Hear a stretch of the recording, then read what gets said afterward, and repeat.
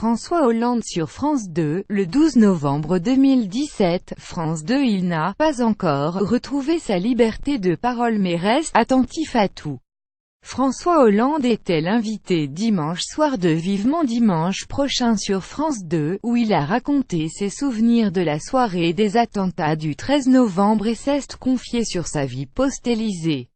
Ai-je retrouvé ma liberté de mouvement? Pas vraiment, la sécurité pèse encore.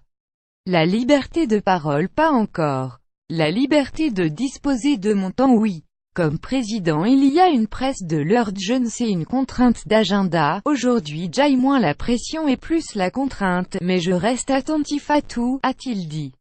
Au Stade de France, éviter une panique potentiellement dramatique. Auparavant, interrogé par Michel Drucker, l'ancien président a raconté comment, alors qu'il se trouvait dans les tribunes du Stade de France, il a entendu les détonations et tout fait pour éviter une panique potentiellement dramatique.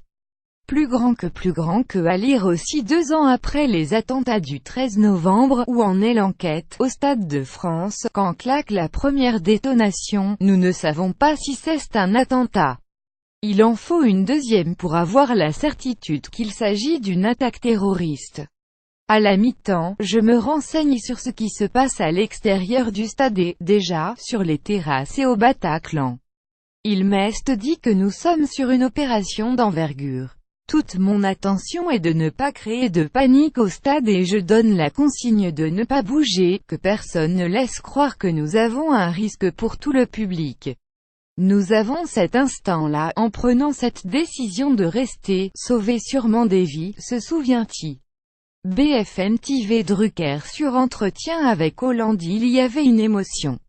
On sent qu'il a été marqué par le Bataclan. pic.twitter.com WF63 WXD Stéphane Polvan @Stefrociello November 12, 2017. L'attentat au Bataclan, c'est des images qui ne s'effaceront jamais.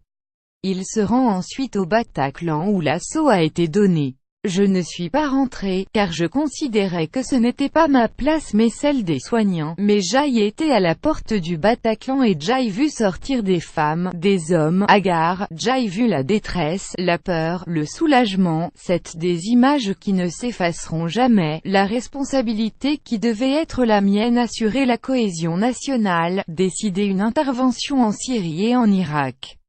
Il était interviewé avec Caroline Langlade, survivante du Bataclan, fondatrice de l'association d'aide aux victimes Life for Paris, qui vient de publier Sortie de secours chez Robert Laffont pour dénoncer les « blessures invisibles » des survivants.